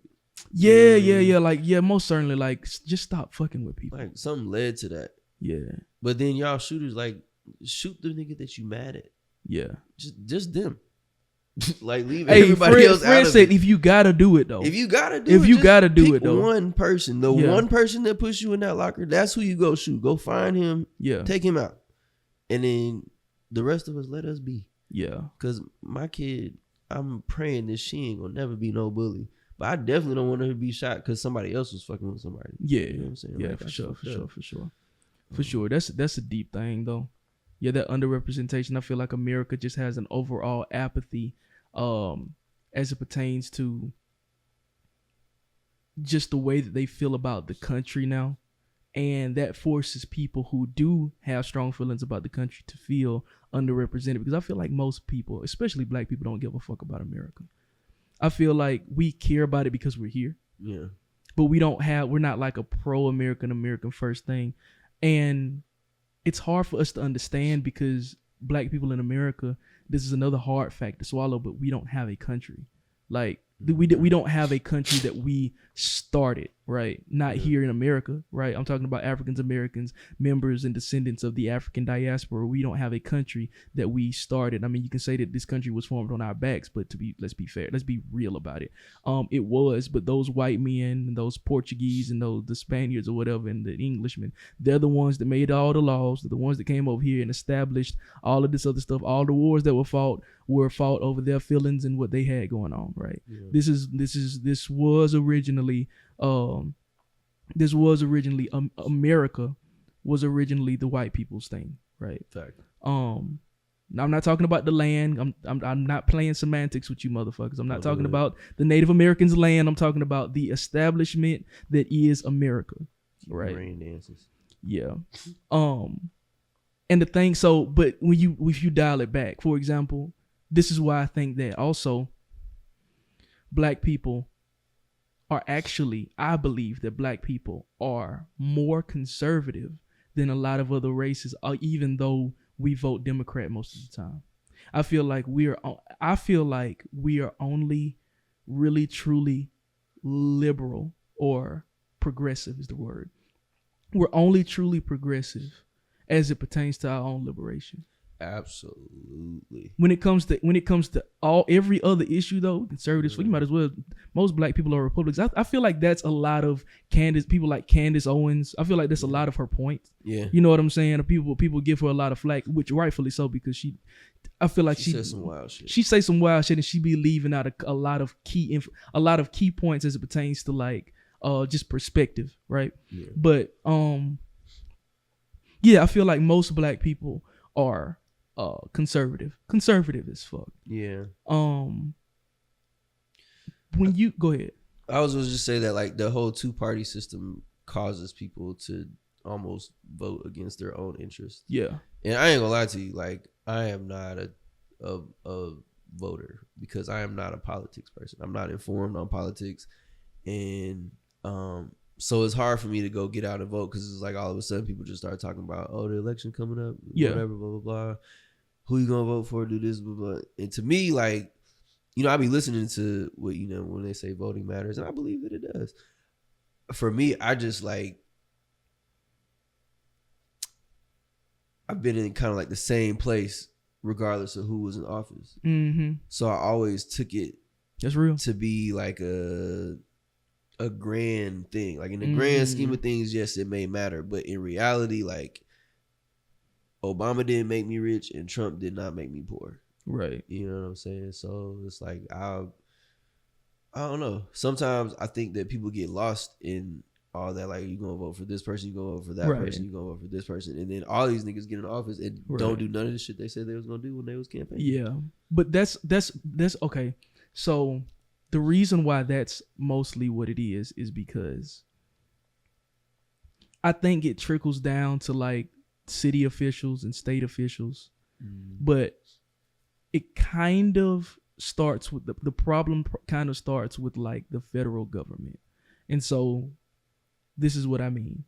America is one of the few countries, if any, the others that I can think of, where the biggest influence in the country is not the government. Yeah. The biggest influence in the country is big business. Why? Because businesses have to pay taxes and stuff like that. So in order for laws to be enacted for their best interest, they have lobbyists who fund politicians that they like that's going to carry out the agenda that they want, right? And so those lawmakers and stuff like that get into office, they struggle pushing regular smegular laws and stuff like that, but they get in there and real quick are able to maneuver and do stuff as far as business is concerned, because whether they're Republican or Democrat, a lot of the times the same business had a lobbyist to come and support whatever campaign. You know what I'm saying? So that I feel like that issue, which is good for business, it's great for business. I'm not saying it's a good or a bad thing intrinsically. I'm saying the problem that it creates, though, I think kind of trickles down, because even on a city level, I feel like that's a thing where you have people who get into office, and sometimes they get in wanting to do the best that they can for whatever, but you have people who also not only are they politicians, but their family might own this business. Somebody else's family might own the liquor store. Somebody else's family might own something else, right? Or if you get to bigger cities where it's not just a liquor store or whatever, this person might be this person's cousin or auntie or whatever the fuck might own the bank down the street, you know. It's harder to get reliable people in office when the people in office have all of these connections to all of these other people who have these larger grand agendas that are self-serving. So I most certainly understand what you're saying. And that's a real thing. The importance, I think, though, more so than if anything, I would encourage you and everybody else to just start looking into your local politics, because those are the things that will inevitably, especially if you plan on being like a business owner, right? If you plan on being, because I mean, if you can't beat them, join them, play the game. You know what I'm saying? If you plan on being a business owner, look at what these lawmakers and politicians are trying to push in your city. You know what I'm saying? See what laws are going to affect you and your business. I mean, hell, you got to learn about your business anyway if you could plan on starting one. Now, if you just plan on living a simple life and riding around in a box Caprice. You shitting on that nigga. He did something to you, cuz. No. I was just talking shit. But yeah, if you just better from your life than ride around in a box Capri. Yeah, I mean, ain't nothing wrong with a box. They actually fire. They really are. It's just are. Yeah, it's just funny. It's just funny. But but yeah, if you just living a simple life, then I mean, but even then you want to start. You do want to know about your taxes, because taxes are still going to be taken out of your check. On the city level, you know, in some places, I think in Texas and in Florida they don't have state taxes or some shit like that. Something weird like that. I don't know. But yeah, I think that it's important on that end. I think that the reason why a lot of the economic struggles, for example, that black people have it's just because, I mean, the rhetoric is complex. Like you said, a lot of people don't pay attention to it until this time. A lot of black people are only concerned with paying for the day as it goes, right? So I don't have the time, the energy, the resources, the will, or the desire to look into what this motherfucker is getting up and talking about, and he might be lying to me. Yeah. I most certainly get it. I think that I just think about like all of the people. I did not intend to talk about this, but I do want to cover this real fast. We have this very crazy disassociation with how long ago the civil rights movement was, because it was not that long ago. I'm talking about the one with King 69. It was not that fucking long ago. Yeah. My aunt was born in 55. She is now 68. Yeah. You know, so that was 55. So 69, that's close to just right around, close to 50 years ago. Right at 50 odd years ago. That's not that long ago. Right. And so you got to think about all of the politicians and all of the businessmen who are in their 70s and 80s. Those were the people that were spitting on people and pissing on people, throwing feces at people during the sit-ins. They were those are the people. You know what I mean? Like, we act like, oh, that was that so long ago. Like we poster boy history so much, and we poster boy King and X and Rosa Parks and Harriet Tubman. Like, all of those figures are ancient figures. But a lot of Rosa Parks died in like 2000 and something. Yeah. You know what I'm saying? King could still be alive. X could still be alive. You know what I'm saying? Like, these aren't just historic figures like lost in history. These are people whose lives very much could still be around and impactful today. You know, Harriet Tubman didn't die until like 19. It might have been into the night. No, it wasn't into the 1920s. It might have been like into the 1910s or some shit like that. And people, because you think about Harriet Tubman, oh, that must have been like 1840 or something no, that was 19 something. My grandmother, who is still alive, was born in 1928. She was born in 28. She's still alive. Yeah. Keep on living, keep on living, keep on living. Yeah, like like, we don't think about how this is still modern, recent history, right? And that's what I think about when I think about having the ability to now have this thing. Charleston White, as much of a scumbag as he is, you might not know who he is. I definitely didn't know who he is. He's the funniest nigga in America. Yeah. But he said this, and I don't know if it was originally from, because the nigga's actually very smart, just like Trump. But the nigga's actually very smart, man. He's just a clown, man. He say some outrageous shit, but he said our ancestors deserve the freedoms that we have, and we deserve the I don't think the word was slavery, but the oppression that they had. And I was just like, deserve is an interesting word, though. Deserve is an interesting word. I feel like he was being radical, and I don't necessarily agree with it in totality, but I fuck with the concept. I get what he's trying to say, because they fought for the privileges that we have today that a lot of them never got to see. Facts. Right. And it's just like, we take advantage of those privileges, not knowing what it took to get those privileges. Why am I saying privileges like that? I mean, yeah, I accept that.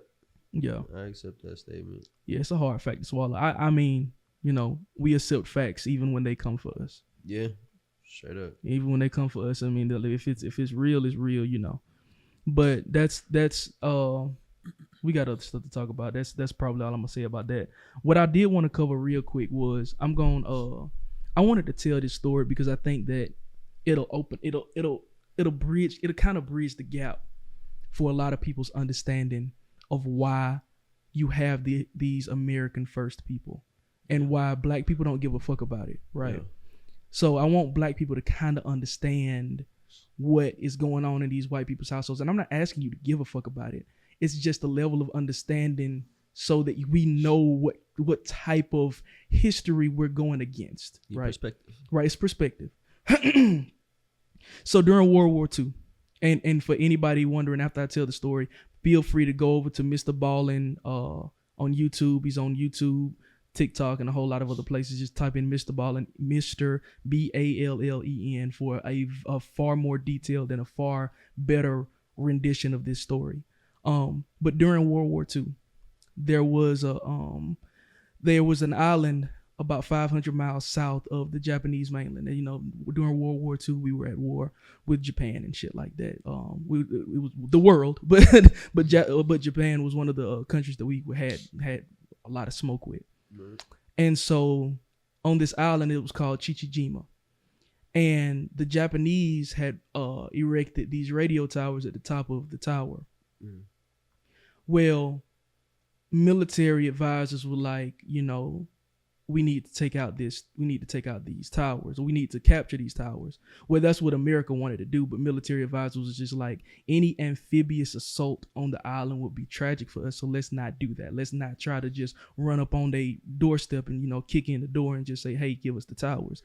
So the other option was to bomb the towers. So that's what they did. And so they had these the warships, the kind that the planes take off of. They surrounded the island, and for months and months and months, they had these air assaults on the island trying to bomb these towers. The Japanese, however, defended the towers very well, valiantly. I'm talking about blood, dying and shit, but they had anti-air guns, and they did a good job for months at a time. And so these Japanese people, for months, are just losing lives. It was heavy casualties. Dying to defend this radio tower, where there was this pilot who was the youngest pilot in the Navy at the time. You got to think about that. This is World War II. The youngest pilot in the Navy. He had already been shot down once before. So it was him, and the kind of planes that they had. You had the pilot, you had to have a radioman at the time, and then you had the door gunner. The radioman, his name was Dale, and the gunner's name was Ted. Dale and Ted. And so they get ready, them and their guys, they get ready to go and bomb the towers, and they got to dip down below 8,000 feet to be accurate with the bombs. But that's right in range of the anti-air guns, right? And so they're getting shot. Their plane catches fire. But they end up successfully bombing the towers. Him and his guys did. They successfully bombed the towers. They finally did it. But now they're going down. And this guy, this 20-year-old, after having been shot down before, knew that the best thing for you to do is to keep the plane in the air as long as you can, because why? If you go out, if you bail too soon, you risk getting captured. And this was before, mind you now, they had a lot of the shit written down about war crimes. So this was during the time where they did have some laws around it, but they were nowhere near as strenuous as detailed as they are today about war crimes and what can be done and what can't be done. So horrific shit was happening to people once they were caught, like horrific shit, and that's what ended up happening. A lot of people that weren't as smart as this 20-year-old dude, they bailed immediately after the planes caught on fire. They bailed immediately. They come down. The Japanese, they get them. Immediately, now you're a prisoner of war. Getting tortured. I'm talking about horrific stuff. So the pilot, he keeps the plane afloat for a little bit. And he got Dale and he has Ted. They're yelling at him. They're like, hey, we need to bail. Can we bail? Like, we really need to bail. You know, the end is here. The argument kind of ensues or whatever. And then right before the plane is about to hit the water, at least to them, he's like, all right, now. Right? And they bail. Right? He hits the water. He's struggling. He's trying to get his bearings right. He's struggling, trying to breathe and come up for air and stuff like that. He sees his plane flying over him, and he sees it hits the water. Right? And he's yelling out for Dale and Ted. He's trying to find his buddies that were just on the plane with him. He found a life raft that had fallen out of the plane on its descent. He finally swam over there to it, got up, and he was just searching desperately for Dale and Ted, not knowing that, I don't remember which one it was, but one of them died on impact from hitting the water. The other one never made it out the plane. So both of them died. Yeah. In the distance, he sees the Japanese coming. He sees them coming, and he just knows that eventually they're going to get to him. So he just turns around and he just starts paddling for his life. I'm like, you got to think about, put yourself in these shoes. Like, they are coming. They're on boats, and all I got is this raft, and I'm paddling in the ocean. You know what I'm saying? Then finally, just out of exhaustion, he turns around and he just accepts that in a few minutes, they're going to be over here and they're going to get me. Then, just like something out of a fucking America First movie, a fucking submarine comes. Wow. Submarine comes, passes by him. They open up the hatch, they let him in. He sees the planes flying over. They're coming back, and they start distracting the Japanese. They start bombing the people in the boats that were trying to come out to get him. And so he swam over to the submarine, got in, and he ended up surviving his second time getting shot down. Yeah. This person's name is George. He went on to become the president of the United States. Right. George Bush Sr. Had he died in that incident, we would have never had George Bush Sr. But you got to think about how vivid those details are to not just the Bush family, but you got to think about all of the other white people whose families fought in wars. And I'm not justifying any racism, anything like that with what I'm saying. I'm just saying you have to understand these stories to understand why they're so gung-ho about America. Yeah. You get what I'm saying? Because if that was my dad that did that shit, oh, my daddy the fires fucking one. The youngest pilot in the Navy survived getting shot down when the Japanese, first of all, he bombed the towers. He got shot down. He survived. He went on to become president of the United States. Man, hell no, my daddy the fires one. Yeah. And I feel like that's a perspective that is important, like I said, just to understand what type of monster we're fighting against as it pertains to like getting them to recognize us as people. Yeah. It's heritage. It's heritage. You know what I'm saying? When they say that shit, they mean that shit. Yeah. You got to think about even in lesser wars, not even lesser wars. You think about the Civil War. You think about that shit. You think about all of the Confederate families that were just like, no, we love this person. We venerate this person. Yeah. You know what I'm saying? And once again, do I think it's some bullshit? Yes. I don't give a fuck who fought for what. If my family was a part of some atrocious shit that hurt some people, I fuck them. You know what I'm saying? But a lot of people, they just were not brought up to look at their family that way. Mm. And I think that that's very important because otherwise I feel like it's like screaming into the dark. Yeah. It's like you're screaming into the dark. You don't even know, you don't even have a method of approach. You don't even have information to understand how to approach a conversation because you don't understand what these people are holding on to so tight. You can't take something you don't even know what they're holding. Yeah. And that's it. That's it. Like I said, for a better rendition of that story, because I mean, I'm not going to tell the whole story because he does a phenomenal job at telling the story over on his channel. And he even goes into what happened to the people who ended up getting shot down. It was horrible. Like, long story short, they get 8. They get 8. And they were getting 8 in front of each other. Oh, yeah. By like other humans? Or by other animals? Humans. They were cutting parts of the people off while they were still alive. Mm. And they would go and cook it up and eat it. Mm. Yeah. Like, that's some horrible shit, but that's what the fuck was going on. You did a good job telling that story, bro. I appreciate that, dog. I appreciate it. I'm no Mr. Ballin. Mr. Ballin, if you see this, hit me up. You know, I like to collaborate with you. Do some stuff, like, cause I watch a lot of your stuff. But yeah, man, he does a phenomenal job at it. But yeah, I appreciate that, dog. Yeah. I appreciate that, dog. We're gonna get ready to wrap this podcast up in just a second. One thing that I did want to do real quick is unpack this Trump thing because a lot of people don't know what's going on with that. Okay. And I'm gonna make it real simple. All right. 2006. Okay. He pays a porn star for sexual deeds, which in and of itself might be a crime, but that's not what he's being charged for. Is it a crime? Prostitution. Well, yeah. That's why I said it may or may not. I don't know I don't know what it was for. Allegedly, all of this is alleged. Don't come for me.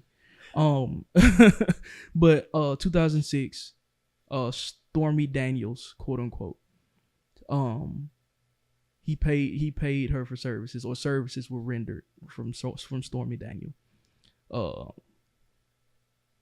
10 years later, he runs for president. He gets his right-hand man, an attorney at the time.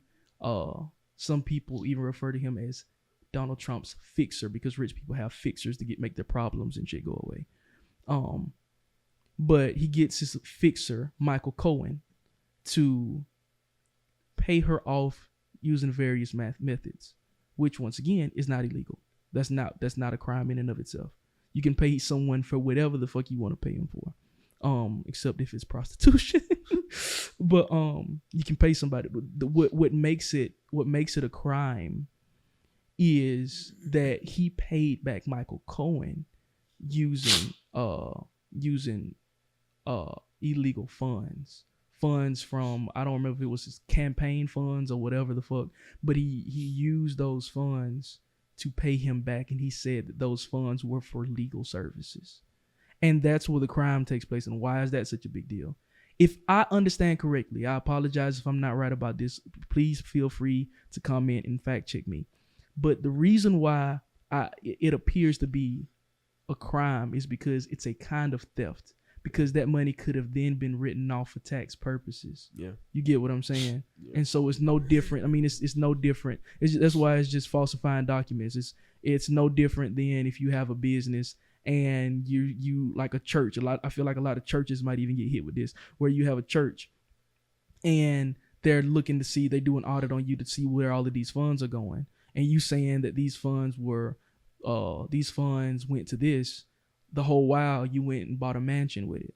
Yeah. You know what I'm saying? And like, you're writing off all of this money off on your taxes, like as if it was an actual expense for the thing. That money had a specific purpose, and you used it for purposes that it was not dealt for, right?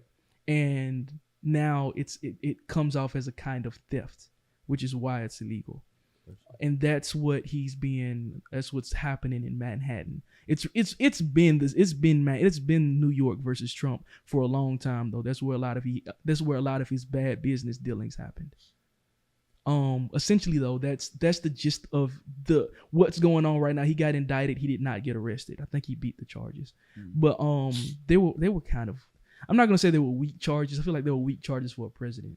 I mean, definitely. And it is 2006 is so long ago. It was so long ago, but the payoff happened 2016. Okay. That's when the payoff happened. And to be fair, it's not just that, because it had to be more than just that in order for it to be brought to felony levels. So Stormy Daniels allegedly was paid $130,000. The doorman to one of his estates, who apparently knew about a child potentially born out of wedlock, was paid $30,000, along with a host of other payoffs or fixes that they have been trying to catalog over the last couple of years. Basically saying that he's been doing this and this is a problem, and he's essentially been essentially been falsifying documents, and it borderlines on tax fraud and all of this other stuff, which has been a reoccurring thing with Trump with taxes. Hillary said he doesn't pay taxes. He said that makes me smart. Facts. Literally, teach us the way. Yeah, for sure. But yeah, I wanted to just unpack that real fast because I feel like a lot of people are just too lazy to look into it themselves. I mean, there are a lot of other like nuances that I could talk about it, but I feel like that. I mean, as far as what the average person needs to know, that's essentially that's what's going on, and that's why he beat him. But he does have charges potentially in the future coming, pertaining to when he tried to bribe the person in Atlanta over the phone. I need votes. Yes. Yeah. But shit, Trump. So he got that, and it's something else. I have to look deep into it, but I will most certainly go in depth next podcast if that's something that anybody's interested in. Somebody his age getting hung up over a phone conversation is like spot on for that group of people, because they always getting scammed over the phone. Yeah, email scams. He probably got some shit in his email too. That shit is crazy. Old people don't realize the internet is forever. Yeah, no. I'm not gonna talk about the person in Huntsville that fucked his business up because he didn't realize that. He thought the internet was just gonna be like a phase. Like talking about ice cream man. No. Oh. No. Oh, I'm not gonna put no business on blast because it's a black owned business. I don't even know if it's y'all ain't gonna put no business on blast, but yeah. Some real interesting things before we get out of here. because we support artists, all forms of art, non-traditional art forms, whether it be making some shit out of shoelaces or whether you can, I don't know, tie a cherry stem in your mouth with in a knot with, like, I don't we support all art, right? So one thing that I wanted to it's art, bro. That's fucking art. Oh, so let's talk about this real fast. We ain't got to talk about it. I'm just going to talk. I'm going to like run down this list. All right. Actors who never won an Oscar. Mm-hmm. You ready for this? Mm-hmm. Johnny Depp has never won an Oscar. Get that man an Oscar. Jack Sparrow deserves an Oscar. Definitely. Tom Cruise has never won an Oscar. I don't even know. I can't name a movie off the top of my head with Tom Cruise. Mission Impossible. Give him an Oscar. All of them. Robert Downey Jr. Iron Man. Yeah, he definitely got to get an Oscar. Yeah, man, you got to give him. He needs an Oscar for Tropic Thunder because he made black people accept blackface. Yeah, that is a feat. That is a feat. Black people defend Tropic Thunder like it was made by a black person for sure, and it's so annoying. Yeah, Robert Downey Jr. He probably can come to the cookout. Liam Neeson can't. Hey, he went around with a bat hunting for black folks. Oh, you didn't know about that? No. Somebody assaulted his kid or something like that. Like in that, like it's an actual movie. Somebody did something to him or his family, and he believed that they were black, or maybe they were actually black. And he went out with a baseball bat looking for the first black person that he could find to like just bash their head in. That's tough, Liam. That's crazy. If you fit the description, motherfucker, you getting whacked. Yeah, we've been dealing with this forever. Like, come on, bro. Profiling. Yeah, this happened when he was younger, though. But yeah, like either way, Liam Neeson can't come to it. I don't give a fuck how many skills that you have and uncharted, undiscovered. You just keep making the same kidnap movie over and over again. It's fine. Yeah, you don't need no Oscar. Jim Carrey definitely needs one. Yeah, that's tragic. Jim Carrey is tragic. Brad Pitt, I feel like only like white blonde women like Brad Pitt. False. I like Brad Pitt. Damn. Yeah. Well, sorry, Brad. Oh shit. The motherfucker himself. Samuel. It's funny. I didn't have to say it. Yeah. Yeah, Samuel L. Jackson ain't got no Oscar, man. That's some bullshit. Angela Bassett. I had to look that one up because I just don't believe that. I feel like I'm wrong about that. She ain't get no Oscar for Tina? She ain't get no Oscar for Tina? Apparently not. She was on the list. Yeah. The list that I looked up. That's crazy. It is crazy. I hope I'm wrong. I hope this is like a non-fact that I'm spitting right now. Real quick, Zion Williamson opens up about his mental health that's keeping him from returning to the court. You don't be watching basketball like that, dude. I don't, but I read this because he was like his mental thing, and I looked it up, and I was like, this nigga Ben Simmons. You know about that though, don't you? Ben Simmons, yeah. Anyway, Zion's and come on, man. You come on, man. Yeah, you too big for all that. Yeah, man. I mean, I get it. Like but it's like at the same time, like, bro, like get your ass on the court. Yeah, bro. Just you know, about. Yeah, bro. Yeah. Like we gotta stop giving millionaires passes to like just like. Don't act like you're not getting paid millions of dollars to dribble a basketball. Right, bro. Like, I'm sorry, bro. Like, I don't give a fuck what the stake, because he was saying he understands what the stakes are and he doesn't want to compromise his team. Like, I guarantee you that you're still more valuable on the court just getting rebounds and passing the ball up the court than sitting your ass on the bench. 1,000%. And I feel like more people would respect you at the end of the day if you just did that. You know what I'm saying? Because I feel like this is kind of baby. Like, this is kind of babyish. This is where my issue with the mental health discussion comes from, because it's like, at what point do we draw the line and say stop fucking being lazy, bro? Yeah, get your ass up. Yeah, overconversation. You did say it would be a recurring thing. Overconversation is just like they act out. It's just like, well, now mental health, everything. Y'all were giving them little white boys passes when they were shooting up the schools, and now mental health. Hall of Famer Paul Pierce still.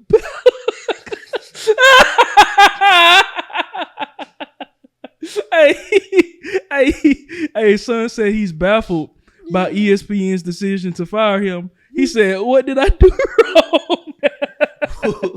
What did he do? I don't know. I just thought it was funny. This whole thing is just funny. First of all, the word baffled is always funny. Second of all, what did I do wrong? Boring, Paul. That's what you did wrong. He ain't got no ring. No, he did have a lot of bad takes and a lot of wrong predictions and like. Really? Yeah. Then, Rudy Gobert takes a cheap shot at Kyle Anderson. Did you see that? Kyle Anderson. They're both teammates. He punched him. He swung punched on his teammate. Yeah. Team-aside. No. Fratricide. That's it. Yeah. Fratricide. Rudy looked like a savage. He didn't take COVID seriously, and got other folks sick. What a dick. Yeah. Oh, and last but not least, let's give it up for my man Israel Adesanya for coming back and getting that redemption knockout against Alex. I can't say that last name, and I'm not going to attempt to. But they've been going back and forth at it with each other, knocking each other out. But I fuck with Israel Adesanya. I like fighting. I fight for those that don't know. I used to fight. Don't do it no more because I can't mess up my bread and butter. I ain't got time to like get hit in the face and then have like a cricket like. That's you facts. Know. No, I just ain't got time for it. Like I like the sport. I watch it. I still go to the gym and I still spar and shit like that. But I ain't finna suck my ass. I ain't finna. I've been wanting to get into fighting because I don't know how many people can say this, but I've gone my entire adult life without fighting anybody. Like. You start going to the gym with me. Whenever you got time, I'd take you to the gym. Not like when we can just go hit the bag. You know what I'm saying? The speed bag and the. Yeah, I mean, like I would like to get into boxing just because I feel like I don't know if I should even say this on the internet, but I feel like I'm out of practice. You know what I'm saying? Like, don't worry. If anybody come for you, just call on me. Hell no, bro. I'm a whole dad out here. What you mean? Like I gotta fuck some shit up. Oh yeah, you know what I'm saying? Yeah. No, for sure. Can't never have my daughter be like, Can you call Uncle Juan? I can be your Michael Cohen. Bro, hell no. Michael Cohen got locked up. How embarrassed I would be if we had a problem. That's what rich people do. If we sitting here and we in the street, I'm at the gas station and some nigga check me in front of my kid and she be like, "Hey, Dad, my dad will call Uncle Juan." But no. But no, I that's go what. To the gym with you. That's what. No, I was with Michael Cohen. I forgot to add this, and he got arrested in 2018 for these same charges. He's in jail. That's crazy, bro. Yeah, he's in jail because he's the one that actually did the paying or whatever. But yeah, he's in jail. Trump went crazy. He went dumb. He went dumb. I meant to say accomplices. Sorry. Yeah, he went dumb. But yeah, nah. You most certainly can come to the gym when we can. What gym you go to? Actually, the Richard Shower Center. Facts. Yeah, they got it in the Richard Shower Center. They actually got it. I go to the Y sometimes too. They got one at the Y in Madison. Yeah, so I can go in. I'll go in and I'll show you. Cause I did American kickboxing. I didn't do regular boxing. I did kickboxing, American kickboxing, Muay Thai, and point karate. What's point karate? Like where you learn pressure points and shit? I wish. Nah, it's point karate is the main thing about it is like distance, right? So essentially whoever lands a lick, that's a point. Okay. Right? And then they separate you and then you go at it again. Yeah, it's real, it's interesting. It teaches you to evade and to move and to, not get hit. Essentially, because that's the game is hit or be hit. I mean, that sounds like every other fighting sport, but like really and truly boxing is like, try not to get hit. You're going to get hit, but take the punch and hit harder. I was going to say, I really want to learn how to take a punch because I've never, and I'm not saying that I wish it to happen. It's just to be prepared. Like, yeah, it's been a while. I'll show you what I know. I'll show you what I know. I'm not going to hit you. But I'll show you. It's okay. I might need it. You know what I'm saying? I'll show you. I'll show you some shit. Show you some good shit. Bro. Yeah. But yeah, man, that's gonna wrap up today's podcast. This was a good one, man. I really appreciate you coming through, fucking with me, Fred. Yes, I really appreciate all of you guys for watching. Hope we didn't scare y'all off with some of these facts, even though they're hard. I mean, that's the candy in the mouth. Sometimes it's hard to swallow. This is what it is. But once again, like I said, I appreciate all of you guys for fucking with us. Hope y'all continue to watch. If y'all have any feedback, please feel free to comment. Make sure you like, subscribe on all platforms. there'll be more information about where you can find the podcast and all of this other stuff later on, and I will make a separate video for that. But in the meantime, I hope y'all listen to some of the stuff that I was talking about. I made this podcast specifically so I could help try to bring some perspective and understanding about everybody to everybody, you know. So yeah, hopefully I'm doing that. Before we get out of here, man, we're gonna hit y'all with some random, potentially irrelevant, potentially not facts. Fred always forgets his. Nah, I came today. I actually don't have one today, but go ahead. All right, I got two if you need them. No. You know I can pull one out my ass. There goes Kanye again, allegedly. He said alleged Kanye. Let me find because I saved it. Let me make sure it's in my tab. All right, so remember I told you I was in my grass and I was cutting my grass, so I just talk to me. Been thinking about grass a lot. So I'm gonna just give you a couple of facts. It's 10 facts about grass. I got them just since we ain't got no other hosts today. Yeah. So lay it on me. It's about 1,400 species of grass that exist in the United States, bro. Hey, why God need all them grasses? Why? It's a good question. You don't need all them different kinds of grass, bro. Because they it's all green, most of it.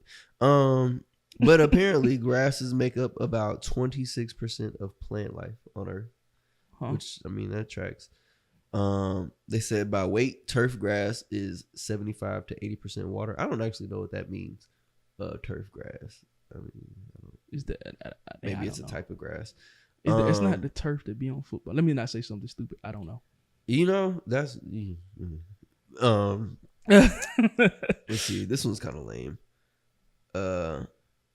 But there is only one member of the I can't say it Poaceae family, which is grass. Pussy. Antarctic hairgrass is the only one that's native to Antarctica. Yeah, it's dope. But this is the stuff that I found interesting. It said a healthy lawn can increase a home's value by up to 20%. Jesus, you feel me? Grass-covered lawns, prairies, and hillsides help prevent erosion by keeping soil in place with the root systems.